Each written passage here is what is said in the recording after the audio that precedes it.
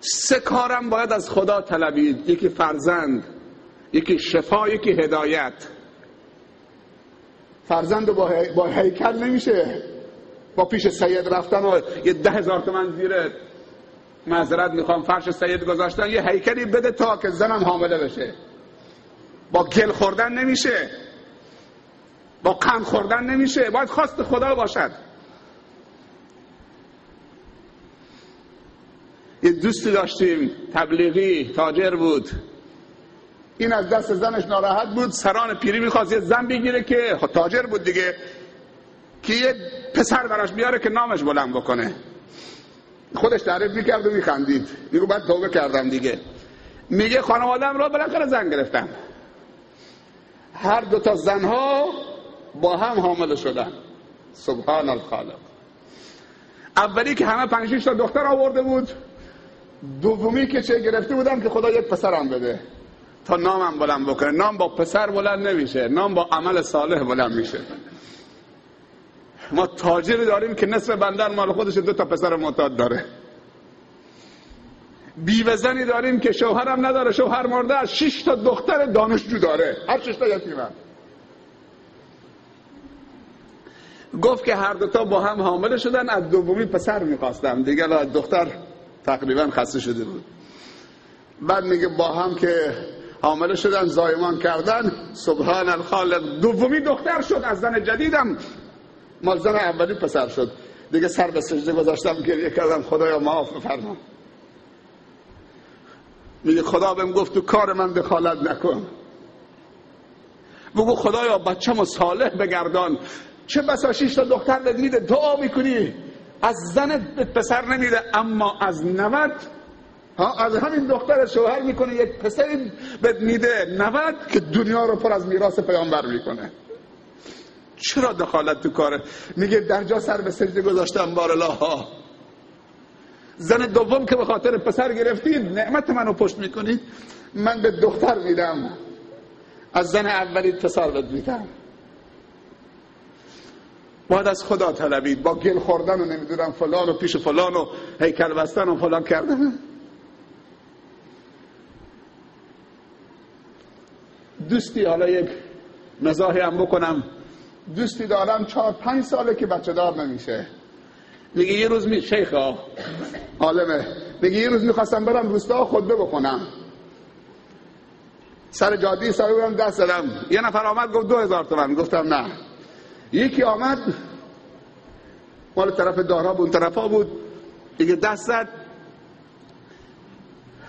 من ایستادم، گفتم در بس، گفت سوار شو. گفت چقدر؟ گفت نه من از چهره نورانی تو خوشم آمده، بهت اعتقاد پیدا کردم. سنی هستید؟ گفتم بله. گفت بهت اعتقاد پیدا کردم، یه مشکلی دارم، من در بس دستو نمیگیرم، من میرسونم، فقط یه خواهش ازت میکنم. گفتم والله خدا خواهشش چی این دارابی، من نمیشناسمش. گفت من 3 ساله ازدواج کردم بچه دار نمیشم، یه دعایی برای من بکن تا خدا به من بچه بده. در زدم پشت کمرش، گفت من 5 ساله که بچه دار نمیشم. خود اون ملاها گفت من 5 ساله که ازدواج کردم بچه دار نمیشم، ولی برات دعا میکنم. چشم. یه وقتی دعا برای دیگری کارسازه، یه حکمتی هست خدا به خودت نمیده. میگه دیگه از همونجا با هم شوخی کردیم و خندیدیم و بالاخره خوشم خندید، مثل که شرمنده شد. گفتم نه من برات دعا میکنم، وقتی حالا دعا در حق خودم مستجاب نمیشه، یه حکمتی هست خدا میخواد صبر منو نگاه بکنه. کسانی بودن که بعد از 14 سال ازدواج شدن، الان همون دخترشون حافظ کل قرآنه، بعد از 14 سال هم دانشجوست، لیسانسشو گرفته، هم حافظ کل قرآنه، ولی 14 سال صبر کردن، همش به دعا متوسل شدن. این 3 چیز باید برای الله، 3 چیز هم باید از الله طلبید: 1 بچه، 2 هدایت توفیقی از الله بطلبید تا خدا دلهای بچه ها و جوانای ما به طرف دین بچرخانه، هدایتشون بکنه، کمکشون بکنید، براشون دعا بکنید تا خدا هدایتشون بکنه. اول ما و شما رو هدایت بکنه. بچه فرزندان ما، دوستان ما، همسایگان ما. هدایت تنهایی خوش نیسته. تو اگر هدایت شدی همسایت هدایت نشد زجر میکشی. مؤمن زجر میکشه. به گفته علامه اقبال لاهوری همه به هم وصلیم، انما المؤمنون اخوه. گر در یمنی چو با منی پیش منی، ور پیش منی چو بی منی در یمنی. من با تو چنینم ای نگار یمنی، خود در عجبم که من تو ام یا تو منی. چین و عرب همارا هندوستان همارا، مسلم هی هم وطن ہے سارا جهان همارا. چین و عرب مال منه، هندوستان مال منه، مسلمان هر کجا که باشه هموطنمه، سارا جهان همارا، کل جهان مال منه. اگر هدایت میطلبی برای همه همسایگان، بچه های شهرت، محلت، برای همه انسان های کافر حتی. این دو چیز. سوم شفا. شفا فقط باید از الله طلبید. اذا مرضت فهو، حافظ کجاست؟ فهو یشفین. آیه قرآنه. بله، الله ادب و یاد ما میده که مسلمان وقتی مریض شد بگه الله یشفین. ما اول میریم زورمون با دکتر میزنیم، بعد حالا که دیگه دکتر اگه مؤمن باشه، بعضی دکترها دیگه کار به بنبست که رسید میگه کار من دیگه اینجا کارساز نیست، طب من، هنر من دیگه فقط یک در برات مونده. دکترها اگه بعضی دکترها مؤمنن، دکتر میگه تنها نجاتت این که فقط الله فرجی بکنه. ولی چه فایده؟ روز اولی که میخوای بری دکتر یه صدقه‌ای بده، یه دعایی بکن به دوستان، به دار و تحفیظا که سرشون تو قرآنه، به مدارس دینی، به طلاب، به انسانهای صالح سفارش بکن برای دعا بکنن. بعد که دعا کردن حالا پول تهیه بکن برای دکتر. وقتم دکتر میری اعتقاد به دکتر نباشه، اعتقاد به شفای خدا باشه، دکتر کارسازه. ولی بعضی دکتر خدا میدونن آقای دکتر دستم به دامنه، تو رو به خدا، تو رو به هر پیر و پیغمبری که میرسی بچه منو شفا بده، بچه منو علاج بکن، بچه منو فلان بکن.